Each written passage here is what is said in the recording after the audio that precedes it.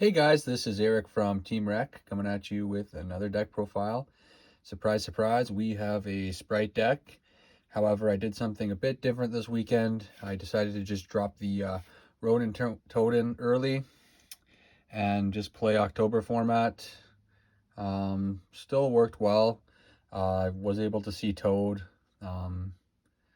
quite frequently still. I'm playing 3 swap. I'll talk about some of the card choices, so let's get into it. I took this to 2 different locals, went 4-0 and 3-0 at each. Deck performed really well against a wide variety of decks. Still played well against Rogue. Came down to some good tech choices, I think. So let's get into it. 3 Enchantress and Griffin. Yeah, really good. Synergizes with a lot in this deck. You set up your negate so you can combo. Enchantress is really good with Swap Frog, and then getting to Fateful is really good with Nimble Angler. I'm on the Nimble engine, which I'll get into. So a lot of these cards work really well with each other. So I think the Pure is a cleaner build. So that being said, well, not Pure, but just more Sprite reliant. I'm on 3 blue, 3 jet, carrot, and red. Carrot's really good. I threw that back in. I think I could even get away with 2 red, but I found this to be really comfortable. Ending with carrot and red under elf, I found was actually a decent kind of mid-range play. And what I would do is just like say carrot, use red, elf bring back red, and then red can use the carrot. So yeah, carrot's just an extra negate, and we're not too scared of Dark Ruler with this deck, so that's also why I went with carrot. So those are the sprites. And then, like I said, I play the Nimble package. I think this is the best sort of like engine to run with Sprite alongside the 3 swap. So these are more waters to pitch off Swap Frog. This is, of course, your like new starter. You still had that sort of relationship with Diva, but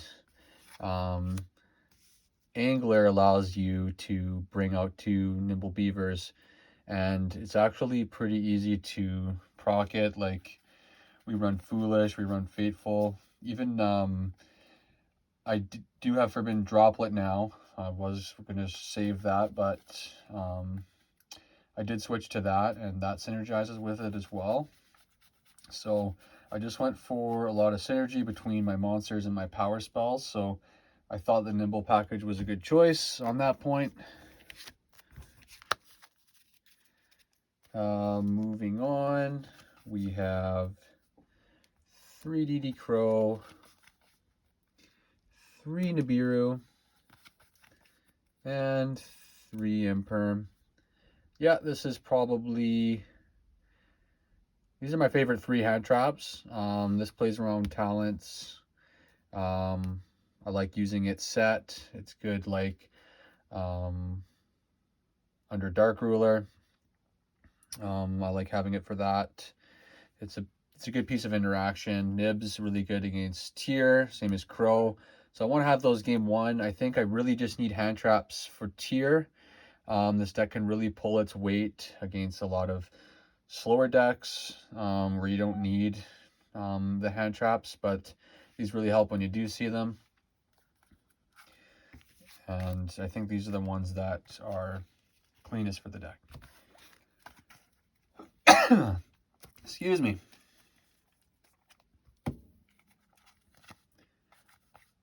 Moving on to spells, we have 3 starter and a smashers. This worked best. Obviously 3 starter. You want to see the sprites, and then smashers. I'm thinking of upping it to 2 because it's really useful for this deck now. You're playing a lot of more extension to even like have Toad be a thing, but you are kind of more focused on level 2s now. So that being said, this card's like a little bit more live, and especially with the way I'm playing it, I do want to have the Sprite engine a little bit more present on the first turn. So I'm always grabbing this, and it's great under Dark Ruler No More. And then it also combines with other cards as well, like Droplet. You know, you can play into a board with Smashers, and then, you know, they try to negate that with a monster effect. You got Droplet to send that, like things like that. Really make Smashers useful. It's just another card to help you play around things, and it's searchable. Or even like Smashers, you know, banish your, like something being targeted by, called by, things like that. I think it's a really useful card for the deck. I would never cut it. Next, we just have some one-ofs. I'm on one right, one Draco back, one Fateful, and a called by. Foolish Burial, Pot of Desires, Prosperity, and Talents. These should actually just be 3 Prosperity. I'm just waiting to get 2 more. Talents was good though. Obviously helps like playing into things and playing first, so I didn't mind the card.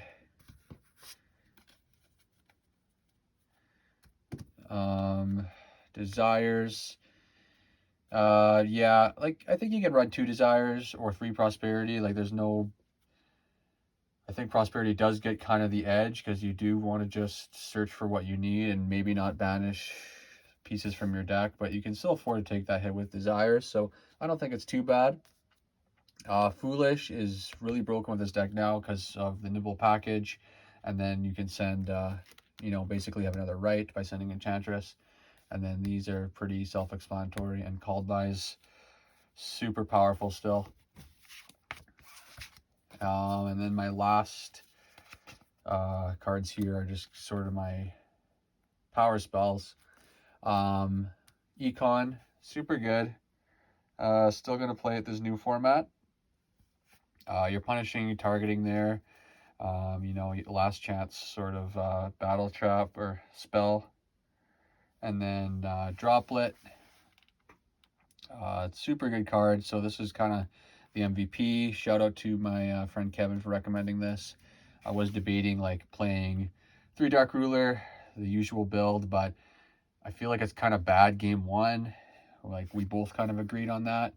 And that being said, you can sit on Droplet and use your negated monsters as sort of fodder to have more interruptions there. And I'm not playing Pixies, so it does kind of help there and like getting over big problematic monsters and damage step.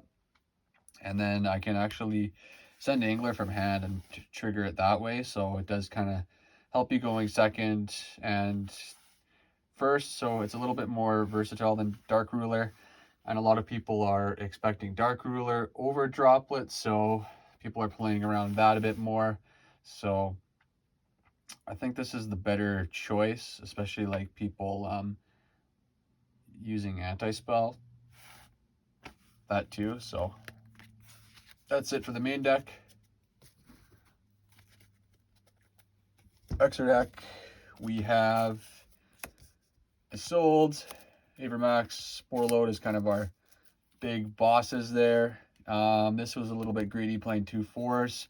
Should be a Phoenix, I think.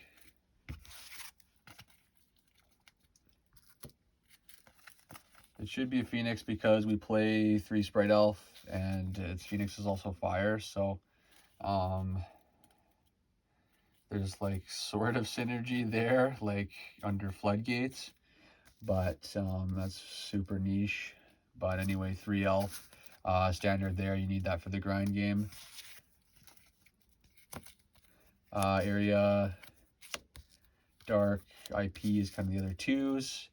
IP is still really good. I like setting up that board. These are really good. This helped me against Rogue because a lot of water decks are Rogue decks. So Marincess and I guess like this Fish, Floodgate, Yumi control.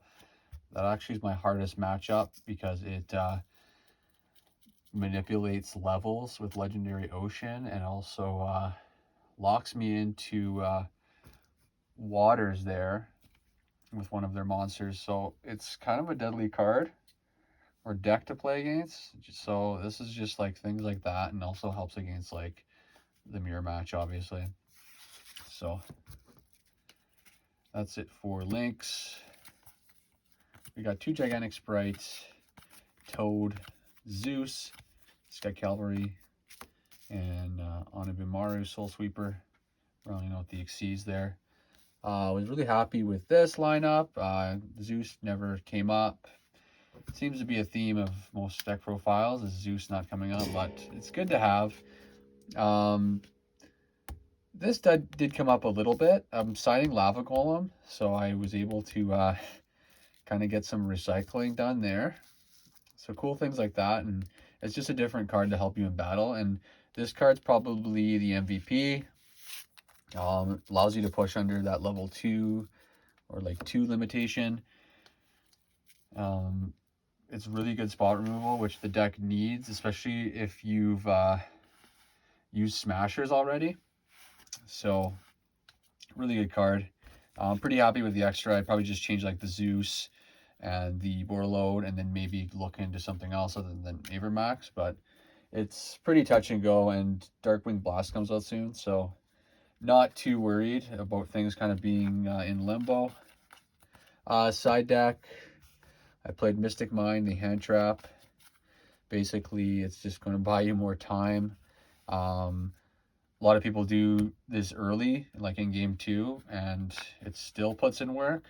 And I tried that and was really happy with it. It does kind of buy you a bit more time, and against like a mid-range deck that's going to drop specials, you can get away with it too, because if they can't kill you in that turn, you still get another crack at it, and it's kind of like the same dynamic as Max C. People might even back off of it. Of course, you chain it to something that does special summon, just so you are guaranteed to not take that hit there. But you know, some people might stop and not take the quote-unquote challenge. So I don't know. I think it's an interesting hand trap. Would I main it? No. But it's great in the side. Like I said, I played Golem, and then my other monster in the side was Red Resonator. Great tuner. Golem's great removal. It's just removal that's not starting a chain, which this deck really needs to like play into things. And then Golem synergizes with like Dracoback and Sky Cavalry in the extra deck. So little things like that make this deck perform well and allow you to kind of be creative with piloting. 3 Cosmic in the side, and then 3 Anti-Spell, 3 Solemn. So back row decks, obviously. I think it's better than Twisters. I know I was against Droplet in the past because of spending resources, but you know, having Droplet and Twister potentially going would be kind of awkward. So sticking with Cosmic. Going first, I like Anti-Spell and Solemn. Like, it's a very strong going first package. Everyone's playing power spells going second or evenly, so this kind of covers that, and this might nip the Dark Ruler early. So I wouldn't change really much about the side there. Maybe the monster thing. I don't know if I'm going to be on the Spooky Dogwood all the time. Things might change with like Darkwing Blast coming out. I am going to YCS Mini, so yeah, I'm going to be really testing out this deck and trying new things and seeing what's best. But for now, that is the deck as it currently stands. Stay tuned for more content. Thanks, guys.